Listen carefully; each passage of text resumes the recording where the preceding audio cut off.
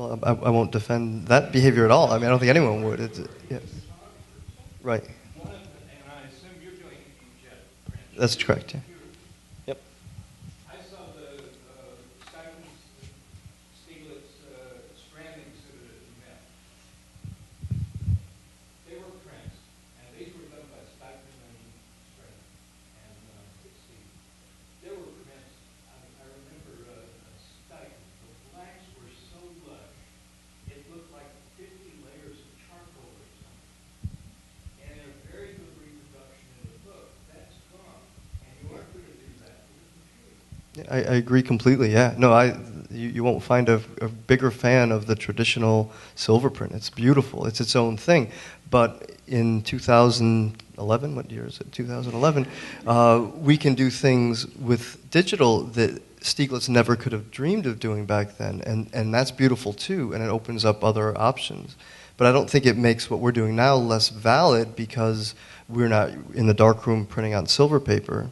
It's a different generation. It's a different artist. It's a different way of approaching it. The question you need to ask is with Stieglitz, what to do with it? Well, nobody knows the answer to that. Do you know Horace Bristol, photographer Horace Bristol? He was a Life magazine, you know Horace, Life magazine photographer back in the, I think the 30s. He chronicled the migration west, the Dust Bowl, and they sent him out with a young writer named Charles Steinbeck. And the trip that they took turned into the Grapes of Wrath. And I had the opportunity to meet Horace really towards the end of his life. He was very old. He was not in good health. I was out in California at the time. And we brought him over to the studio to introduce him to digital and to show it to him. He was interested in it. He wanted to know what it was about. We were excited to show it to him. We were young kids, essentially, and here's someone that we idolize and how interesting that would be. And I'll try not to drag the story out too long, but he came over and came upstairs, had to rest for a little while once he got up there because just the journey over a couple of blocks was sort of trying for him. And we pulled up. We'd previously scanned one of his photographs and put it up on the screen and showed him Photoshop. And we said, Horace, what do you think about this image? Is there anything that about it that you would have liked to have done differently? And he said, no, I don't want to be any trouble. Don't want to bother you. He said, no, this is what we're here for. And he said, well, that mailbox over there, I never thought it looked right. And if there was a way that mailbox wasn't there, I think it would be a better photograph. And we can do that with Photoshop. And he had never seen that. And so we go and we make that adjustment, and he looks at it and he nods and he says, well, okay, what about the tent flap over there? and we start going, and we're all excited, and we think he's excited, and then we look over and he's crying. He's 80-some odd years old, and tears literally running down his face. And we said, Horace, we're so sorry. Did we offend you? Did we upset you? And he says, no. And I get goosebumps when I tell this story still. He says, I'm just so sad that something so wonderful has come along so late in my life that I won't have the opportunity to take advantage of it, that I missed it. He got a glimpse of it at the end, and he recognized the potential. And I like that story as an answer to that question. We don't know what Stieglitz would have done.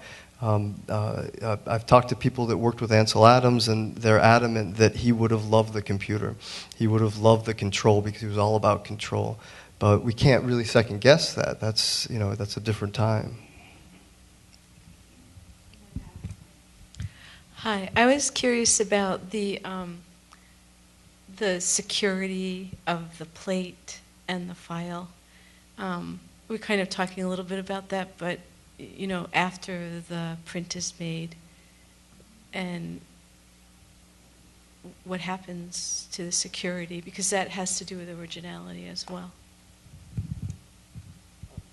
Well, in traditional printmaking, the plate is destroyed, damaged, struck, so that it can't be reproduced. At our studio, we archive everything that we create, and we always have the ability to go back, and if the artist wants us to. And we can purge that from our archive, and we have when we've been requested to, but in most cases it doesn't come up. But the bigger question is one of integrity, and we we have to rely upon the integrity of all the people involved, and that hasn't changed digital to analog. It's always the same question. So, I've always said the quickest way I could destroy my business would be to make an unauthorized print at any time. If that became the reputation, if we did it just once, no one, and I wouldn't expect them to ever come back. So I think it answers the integrity of the printmaker and the artist. And yet, aren't there prints in the collection of Smith that were made from struck plates, or that have a certain value now as historical reference? Well, we have them as teaching tools because it is interesting to show people, and that's something that actually didn't start until the 19th century. Before that, we have some prints that were done from Rembrandt's original plates that were done in the early 20th century, which are just awful because they look terrible. They're on modern paper, and people have tried to, correct them and make them look better, and it's just sad. So we do have some struck plates, some impressions in the collection to just sort of talk about that whole process of, in the 19th century, people started to limit their editions, and they started to sign them, and just sort of the relationship between multiples and value started to change quite a bit. So Jonathan, I'm interested though, have you had anyone you work with, like what happens when an artist passes away and you have a digital file?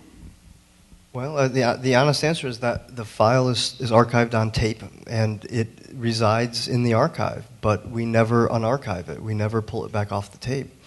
And it's a good question. And one, this is still an evolving sort of conversation with the technology, and we're figuring it out as we go. I guess I would like to say anytime that happens, we immediately go and purge that and it disappears forever, and we could do that, but the reality is we don't take the time to do it. It just sort of gets deeper and deeper into the archive. But in order to pull it off the archive, it's an event. We have to take very specific steps to get it off. It's not sitting on the desktop ready to print at any moment. Yes, thank you. I'm just curious, in traditional printmaking, what were the factors that the artist as businessman considered before running off, say, 15 prints or 30 prints or 100 prints or 3,000 prints before destroying the original? I think it was probably a market decision. So it would be, sometimes if you only print 15, it could be a rarity thing, or it could also be the type of print that you're doing. Say a dry point, you can really only get a certain number of really good prints from a single plate, whereas lithographs you could get thousands. So I think a lot of it was based on what the market would bear, what they thought they were going to set the price for. But I'm sure it changed for every single artist in every single generation. I think what I'm talking about now is very much a 19th century to the present day way of thinking about it. And I think probably for Rembrandt, he probably made a print and then sold it, and then went and made another print and sold it, because he didn't have to worry about maintaining the integrity of the edition. Because a lot of collectors really focus on the edition number.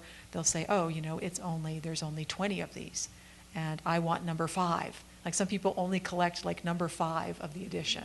So it's a bit of a market. I don't want to say ploy, but it's a market thing.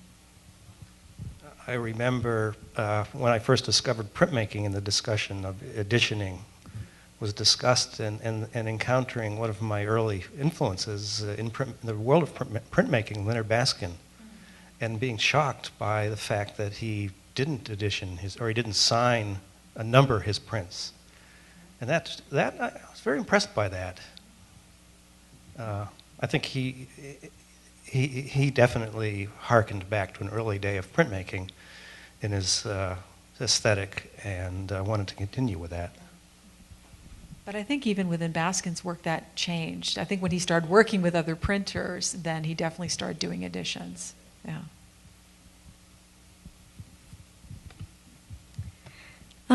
I think, Liz, you mentioned that now a lot of artists, printmakers, are just producing one version of their print, not editioning. And I wonder do you think that that's, in our world where things are so reproducible now, Is there a sense among artists that having just one version makes it more original than producing multiples? I don't know if that's why. I think the reason that a lot of the artists I work with are doing monotypes and monoprints is because they're more interested in perhaps the serial nature of how an image evolves, in that the marketability is not a question that even enters their mind. It's more about image making and unique image making.